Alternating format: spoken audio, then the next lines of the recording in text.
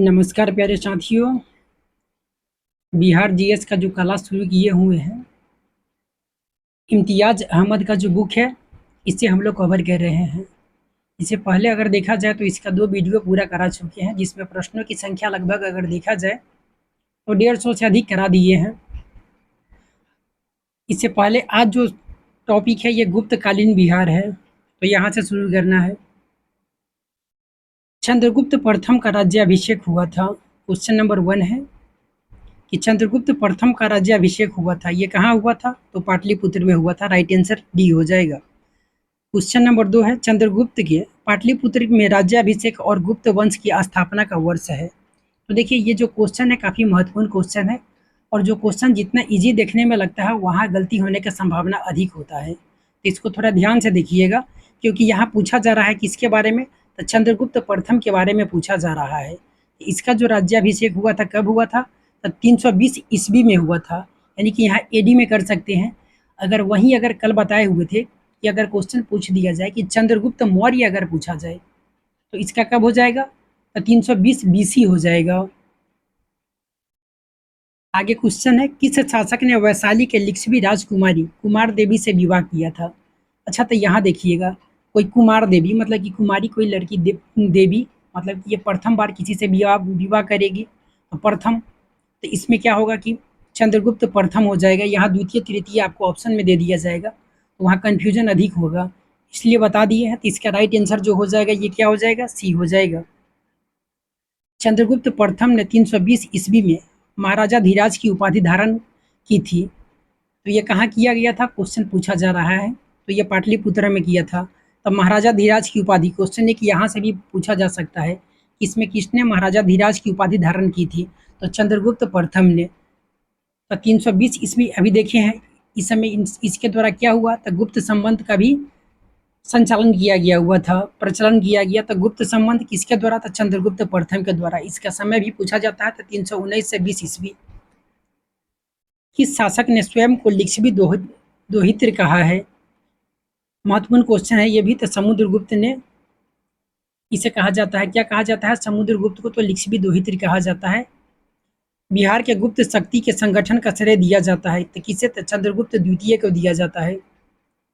देखिए कल का जो वीडियो था इसमें ना हम कुछ थंबनेल डाले थे ना, कुछ डाले हुए थे, सोचे हुए थे कि ये अंतिम वीडियो होगा, इसके बाद कुछ अब वीडियो यहाँ अपलोड नहीं करेंगे, लेकिन कुछ जो साथी था उसका कॉल आने लगा कि डिवीजन हो जाता है, पता नहीं कौन सा 1-2 क्वेश्चन ऐसा आपको अब यहाँ से देखने को मिल जाए जिससे मतलब कि पीटी निकल जाए, तो आप कराते रहिए, कम से कम पीटी तक करा दीजिए।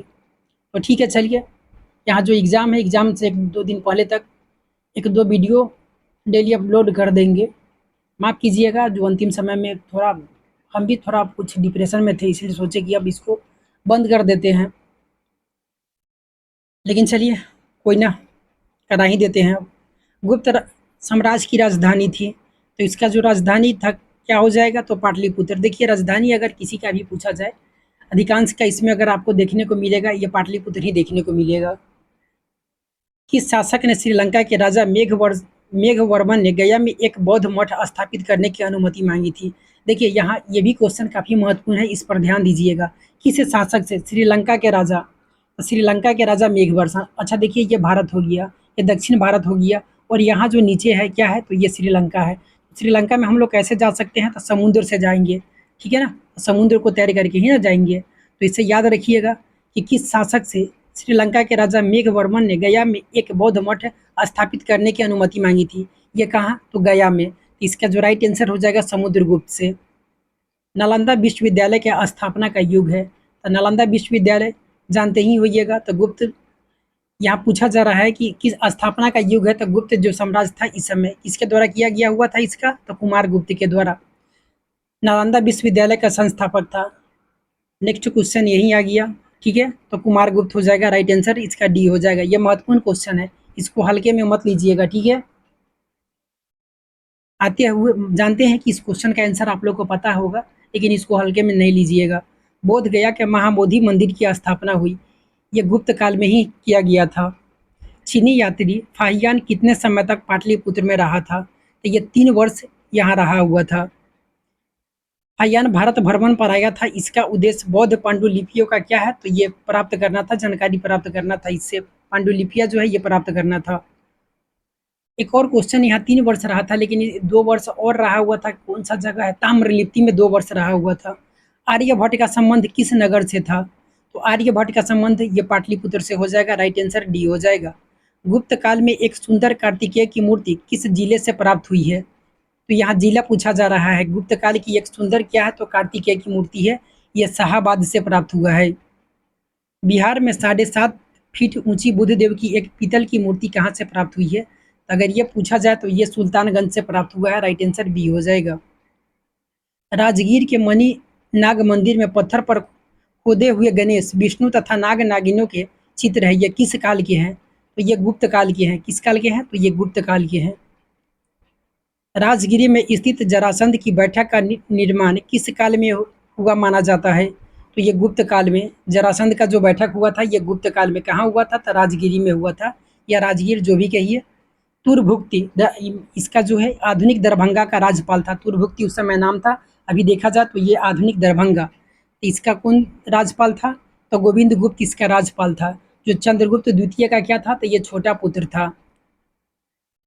बिहार में बौद्ध बिहार का प्राचीनतम केंद्र कौन था, तो ये नालंदा हो जाएगा, बौद्ध बिहार का प्राचीनतम केंद्र बिहार में पूछा जा रहा है, ठीक है। नालंदा विश्वविद्यालय किस लिए प्रसिद्ध था, तो बौद्ध धर्म दर्शन के लिए प्रसिद्ध था, ये क्वेश्चन पूछा जाता है।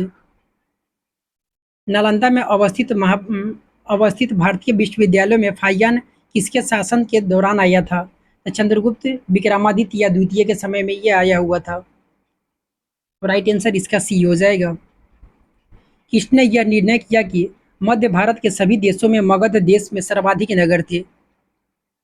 धनपतियों ने यहाँ चिकित्सालय बनवाए थे, जहाँ रोगियों को मुफ्त भोजन तथा दवाएं दी जाती थी, तो ये किसके द्वारा कहा गया था, तो ये फाहियान के द्वारा ही कहा गया हुआ था। गुप्त संबंध का जो आरंभ होता है ये कब होता है, तो 320 ईस्वी में ये आरंभ हो जाता है। निम्नलिखित शासकों में से किसे भारत का नेपोलियन कहा जाता है, ये महत्वपूर्ण क्वेश्चन है, तो समुद्रगुप्त को कहा जाता है, इस पर स्टार लगा लीजिए।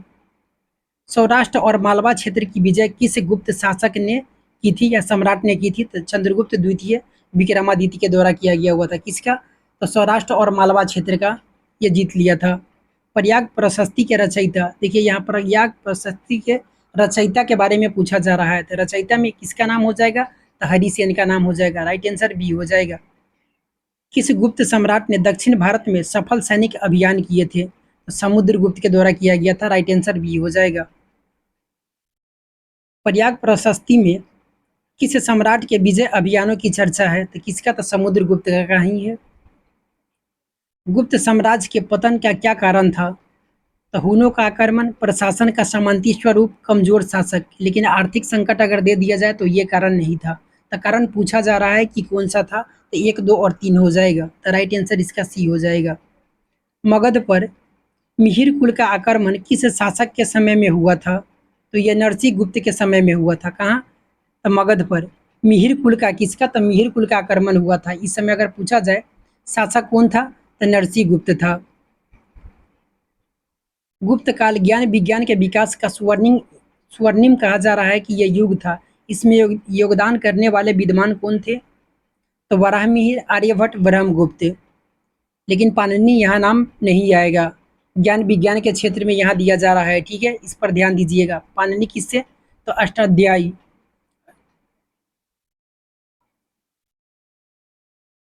पाणिनि पाणिनि पाणिनि अष्टाध्यायी, पाणिनि पाणिनि अष्टाध्यायी, कन्फ्यूजन है, थोड़ा देख लीजिएगा इसको।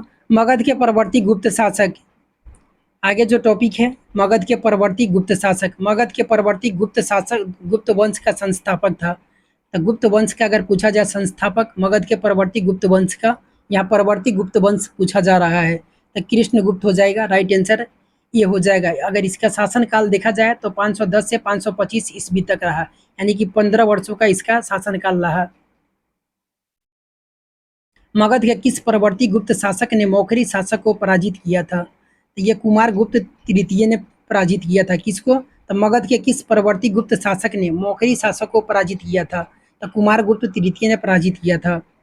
मौखरी शासक ने किसे पराजित कर मगध के अधिकांश भाग को जीत लिया था, तो दामोदर गुप्त को पराजित करने के बाद किसने, तो मौखरी शासक। इसको अब देखिए यहाँ क्वेश्चन क्या था, तो ये परवर्ती शासक ने किसे, तो मौखरी शासक को पराजित किया था। इससे पहले जो क्वेश्चन देखे थे तो ये कुमारगुप्त तृतीय ने, लेकिन जो नेक्स्ट क्वेश्चन है ये मौखरी शासक ने किसे हरा करके, तो ये मगध के किस शासक को, तो दामोदर गुप्त को हरा करके क्या किया कि मगध के अधिकांश भाग को ये जीत लिया। हर्षवर्धन ने किसे मगध के क्षेत्र में अपना प्रतिनिधि बनाया था, तो किसे बनाया था, तो माधव गुप्त को बनाया था। ये महत्वपूर्ण क्वेश्चन है। हर्षवर्धन के मृत्यु उपरांत बिहार के कुछ क्षेत्रों में कुछ समय के लिए तिब्बत की संप्रभुता स्थापित हो गई, जिसका अंत किया था। इसका अंत किसके द्वारा किया गया था, तो आदित्य सेन ने किया था। ये महत्वपूर्ण क्वेश्चन है। इसे कुछ दिया गया है, इसमें देख लीजिए। बिहार के किसी स्थानीय शासक अर्जुन ने चीनी यात्रियों की क्षति पहुंचाई थी। तो अर्जुन ये जो दिया जा रहा है, तो ये प्रतिशोध में तिब्बत और नेपाल की सेनाओं ने बिहार पर क्या किया था, तो आक्रमण किया था। मगध के किस परवर्ती गुप्त शासक ने अश्वमेघ यज्ञ का आयोजन किया था, तो आदित्य सेन ने ही। यहाँ जो नाम आया है इसमें जो यहाँ देखिए अर्जुन ने, बिहार के किसी स्थानीय शासक अर्जुन ने, यहाँ अर्जुन जो कहा जा रहा है ये आदित्य सेन के बारे में ही यहाँ से हमें देखने को मिलता है। ठीक है, तो मगध के परवर्ती गुप्त वंश का अंतिम अगर शासक पूछा जाए तो अंतिम शासक जो हो जाएगा ये जीवित गुप्त सेकेंड हो जाएगा।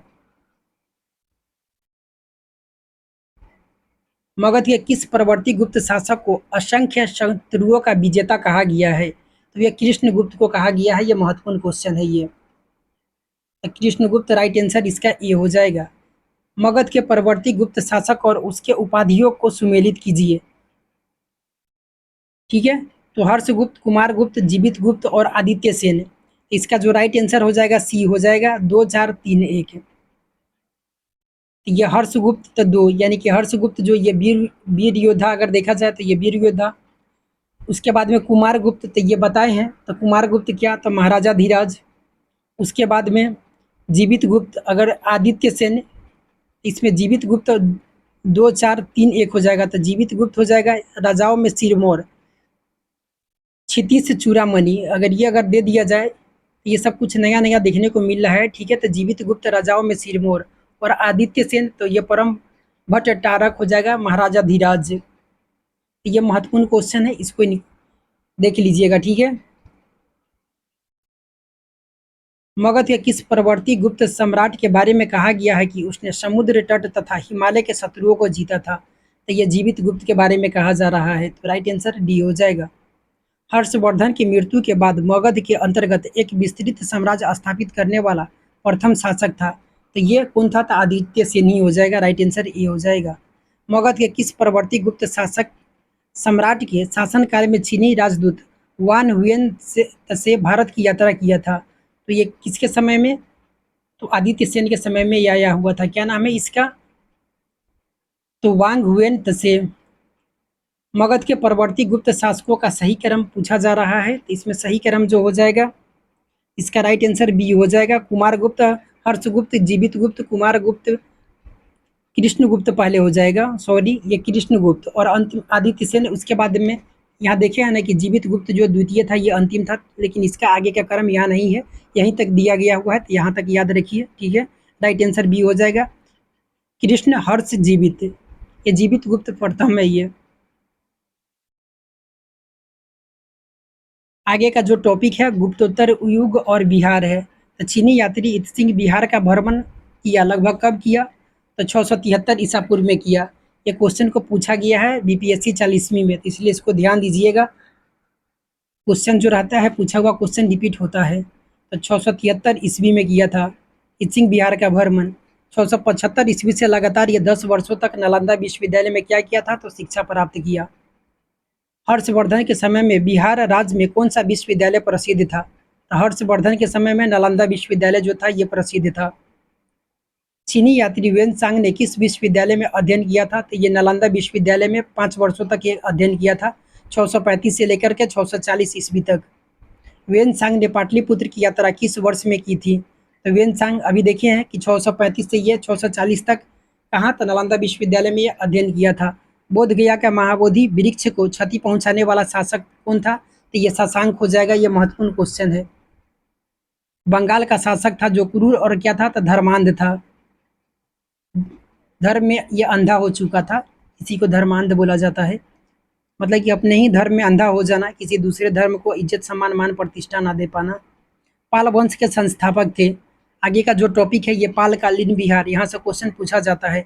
तो पाल वंश के संस्था, ये बिहार स्पेशल, यहाँ से जो 20-22 क्वेश्चन आता है तो इसमें से एक क्वेश्चन पालकालीन से भी पूछा जाता है। तो पालकालीन बिहार, इसके पाल वंश के संस्थापक कौन थे? तो संस्थापक अगर पूछा जाए तो ये गोपाल हो जाएगा। इसका शासनकाल 750 से लेकर के 770 ईस्वी तक रहा। कितना साल? तो 20 साल ये राजा बना। विक्रमशिला विश्वविद्यालय का संस्थापक, देखिए क्वेश्चन को पूछा गया था 68वीं जो हुआ था, इसमें 67वीं जो री एग्जाम हुआ था उसमें इस क्वेश्चन को पूछा गया था। तो धर्मपाल हो जाएगा। इसका शासनकाल, गोपाल के बाद कौन आया था? तो धर्मपाल ही आया था। 770 से लेकर के 810, ये 30 वर्ष तक ये राजा रहा था। विक्रमशिला विश्वविद्यालय की स्थापना किस वंश के शासक ने किया था?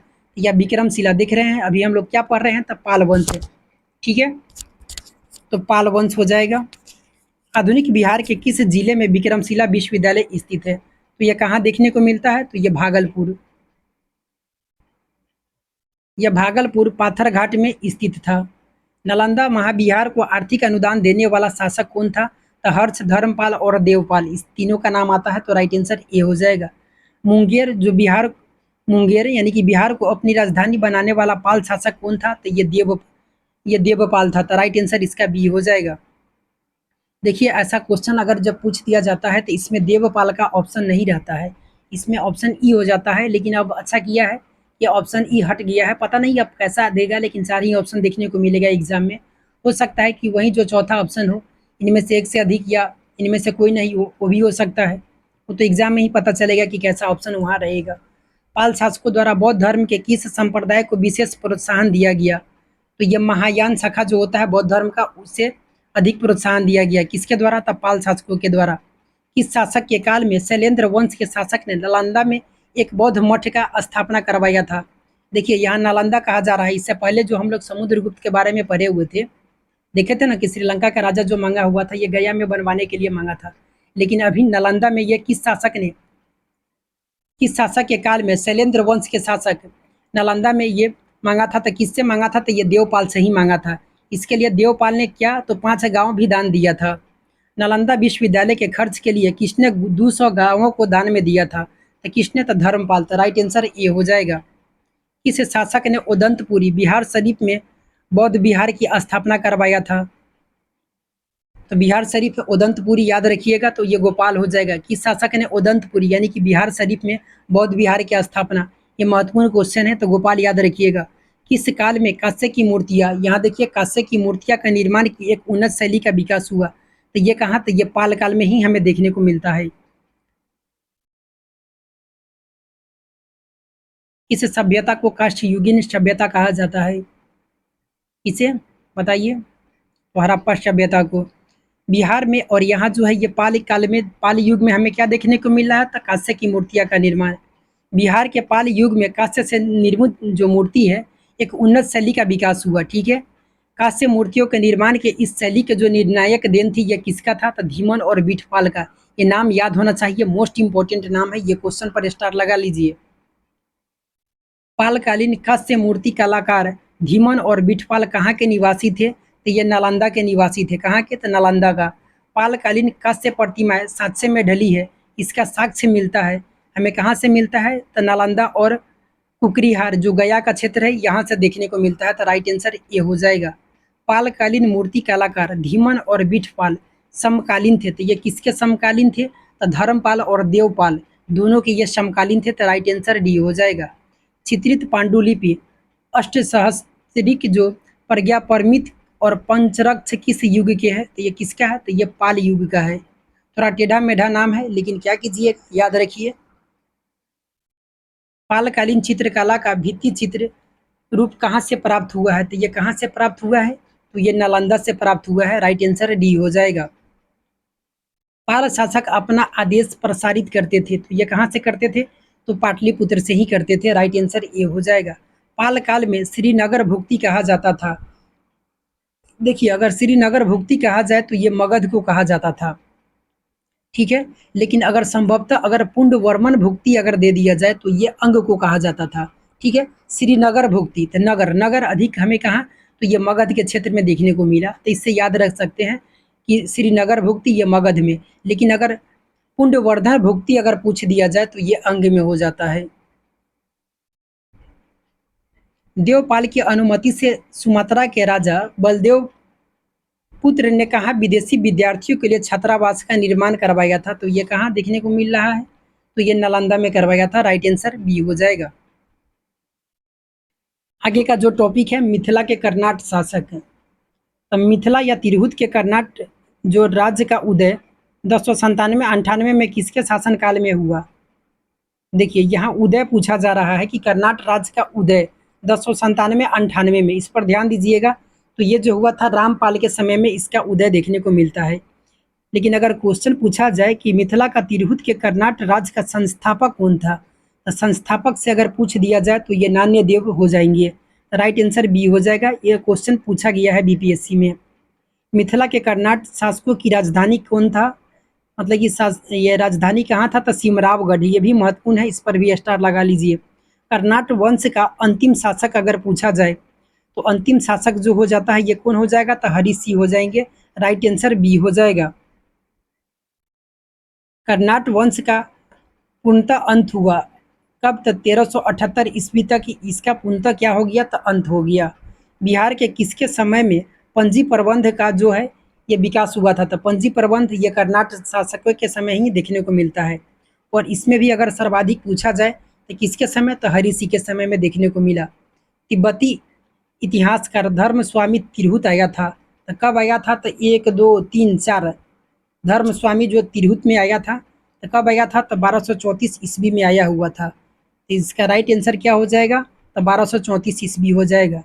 बख्तियार खिलजी के आक्रमण के समय कर्नाट राज्य का पर किसका शासन था, तो ये बख्तियार खिलजी के समय पूछा जा रहा है, ये महत्वपूर्ण क्वेश्चन है। तो ये नरसिंह देव हो जाएगा। राइट आंसर ए हो जाएगा। तुर्क सेनापति तुगरिल तुगन द्वारा मिथिला पर आक्रमण की चर्चा करने वाला विदेशी यात्री कौन है, तो धर्म स्वामी और मुल्ला तकिया, यानी कि बी और सी दोनों हो जाएगा। तो धर्म स्वामी और मुल्ला तकिया, ठीक है, तो बी और सी दोनों। तुगरिल तुगन के अभियान के समय कर्नाट राज्य का शासक कौन था, तो ये राम सिंह देव थे। तो राइट आंसर ये बी हो जाएगा। कर्नाट शासकों में कौन सा एक महान समाज सुधारक था, तो ये हरिसिंह देव हो जाएगा। राइट आंसर ये बी हो जाएगा। ये काफी प्रतापी राजा हुए। पंजी प्रबंध मिथिला क्षेत्र के किसके शासनकाल में मुख्य रूप से ये विकसित हुआ था, तभी बताए हैं इसे, तो हरिसिंह देव के समय में। मध्यकालीन बिहार यहाँ से शुरू हो रहा है, क्या करें, रहने दें या मध्यकालीन बिहार रहे। देखिए कितना 30 मिनट हो गया, रहने देते हैं। 20 मिनट 23 मिनट काफ़ी है। ठीक है, मध्यकालीन बिहार कल से ये शुरू कर देंगे। ठीक है, अब तो चैनल को सब्सक्राइब करने के लिए भी नहीं बोल सकते हैं, बस कुछ समय के लिए ही है ये। चलिए ठीक है, अपना ख्याल रखिए। अगर नए हैं तो कर लीजिए, क्योंकि बीपीएससी तक जो भी होगा वह यहाँ तक देखेंगे। अच्छा अच्छा जो टॉपिक होगा करेंट अफेयर्स को भी इंक्लूड कर देंगे। चलिए 1-2 तारीख अगर हो सके कि 2 तारीख तक ले जो एसपीडी आ जाता है, तो जो नए एसपीडी होगा उसको मार्केट से परचेज कर लेंगे, और उसमें का जो इम्पोर्टेंट टॉपिक होगा कुछ जो करेंट अफेयर्स का जहाँ से क्वेश्चन हमें दिखने को मिलता है तो उसको बता देंगे, क्योंकि इसमें जो भी डाटा होगा ये लेटेस्ट होगा, तो उसके बता देंगे। ठीक है, पढ़ते रहिए, अपना ख्याल रखिए, मिलते हैं अगले वीडियो में। धन्यवाद।